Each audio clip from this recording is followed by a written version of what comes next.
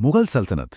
जब भी हम ये नाम सुनते हैं ना, तो जहन में बस शान शौकत और दौलत की तस्वीरें आती हैं। लेकिन उन ऊंची ऊंची दीवारों के पीछे कुछ राज भी दफन है। आज हम एक ऐसे ही राज से पर्दा उठाने वाले हैं।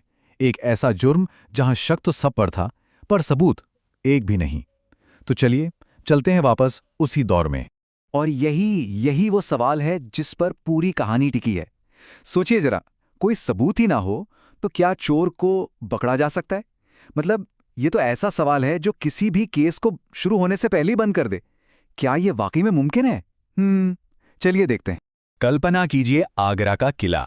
एक सुबह सूरज तो रोज की तरह ही उगा, पर वो सुबह बिल्कुल आम नहीं थी। हवा में ना एक अजीब सी बेचैनी थी, एक खौफ, हर चेहरे पर घबराहट, और लोग कानाफूसी कर रहे थे, क्योंकि कुछ ऐसा हुआ था जिसकी किसी ने कभी कभी सपने में भी नहीं सोचा होगा। और ये सनसनीखेज खबर ये आई थी सीधे सल्तनत के दिल से, शाही खजाने से। अब देखिए, शाही खजाना मतलब वो जगह जहां परिंदा भी पर नहीं मार सकता, इतनी कड़ी सुरक्षा। और वहीं उसी जगह एक ऐसा अंधेरा छाया जिसने पूरे साम्राज्य को हिलाकर रख दिया। और ये अल्फाज ये किसी और के नहीं बल्कि खुद शहंशाह अकबर के थे। और उनकी आवाज में गुस्सा तो था, पर उससे कहीं ज्यादा एक लाचारी थी।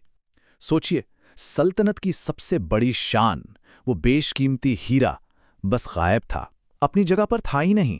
और सबसे बड़ी बात, किसी को कुछ भी नहीं पता था। तो अब जरा इस केस की उलझन को समझिए। चोरी किस चीज की हुई? शाही हीरे की। कोई गवाह? बिल्कुल नहीं। कोई सबूत या सुराग? जीरो, कुछ नहीं मिला। और शक तो हर दरबारी पे था। क्यों? क्योंकि शाही खजाने तक पहुंच बस कुछ गिने चुने लोगों की ही थी।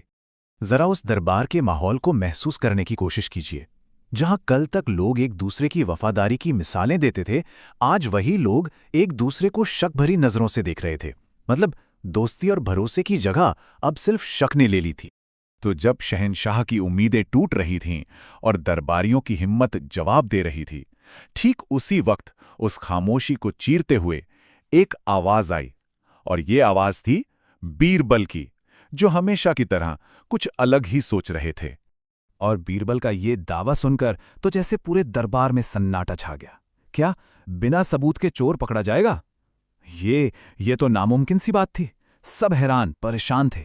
लेकिन शहंशाह अकबर ने अपने सबसे होशियार सलाहकार पर भरोसा करने का फैसला कर लिया।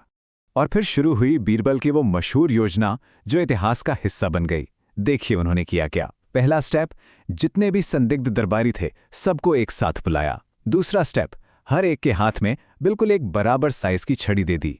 और फिर आया तीसरा और सबसे बड़ा कदम। बीरबल ने ऐलान किया कि ये छड़ियां जादुई हैं, और जो भी असली चोर है सुबह तक उसकी छड़ी अपने आप 1 इंच लंबी हो जाएगी। अब दरबार में बैठे लोगों को तो यही लगा कि ये कोई जादू टोना है, पर सच तो ये था कि बीरबल जादू से नहीं बल्कि इंसानी दिमाग से खेल रहे थे।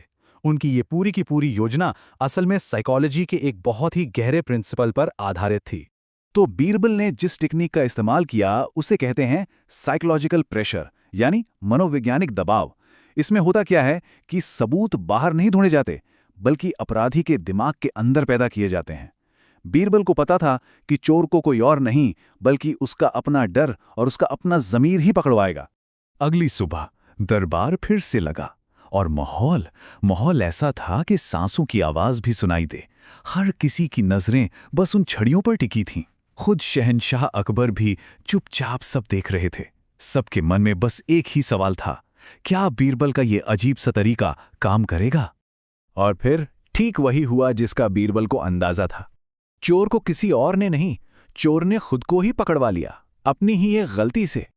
वो सबके सामने बेनकाब हो गया। बीरबल ने सबको अपनी अपनी छड़ी दिखाने के लिए कहा। एक एक करके सबने अपनी छड़ी आगे बढ़ाई। सबकी छड़ियां बिल्कुल वैसी की वैसी थी, लेकिन एक दरबारी की छड़ी वो बाकियों से 1 इंच छोटी थी। और बस खेल खत्म, चोर पकड़ा जा चुका था। सिर्फ -1 इंच। यही वो 1 इंच का फर्क था जिसने एक ईमानदार और एक चोर के बीच की लाइन खींच दी। चोर के मन का सारा डर, सारा अपराधबोध बस उस 1 इंच में आकर सिमट गया था। तो हुआ क्या था, चलिए ये समझते हैं। जो असली चोर था वो पूरी रात सो नहीं पाया उसके दिमाग में बस यही घूम रहा था कि छड़ी तो जादुई है, वो सच में 1 इंच बढ़ जाएगी और सुबह मैं पकड़ा जाऊंगा। तो इसी डर से उसने क्या किया, उसने अपनी छड़ी को पहले ही 1 इंच काट दिया।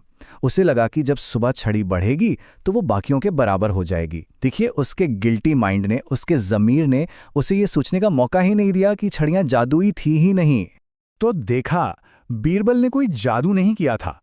उन्होंने तो बस इंसान के ज़मीर, उसकी कॉन्शियस की ताकत को समझा था और उसका सही इस्तेमाल किया। ये कहानी एक बहुत बड़ी बात सिखाती है कि सबसे बड़ी अदालत कहीं बाहर नहीं, इंसान के अपने अंदर होती है। और बीरबल की कही ये बात इस पूरे मामले का सार है कि बाहरी सबूत तो मिटाए जा सकते हैं, गवाहों को भी बदला जा सकता है, लेकिन एक इंसान अपने अंदर बैठे चोर से, अपने ज़मीर से कभी कहीं नहीं भाग सकता। तो ये कहानी हमें एक बहुत गहरे सवाल के पास लाके छोड़ देती है। क्या हर पहेली का जवाब हमेशा सबूतों में ही छिपा होता है, या कभी-कभी सच्चाई का सबसे बड़ा धागा हमारे अपने दिमाग के अंदर ही होता है? इस पर सोचिएगा जरूर।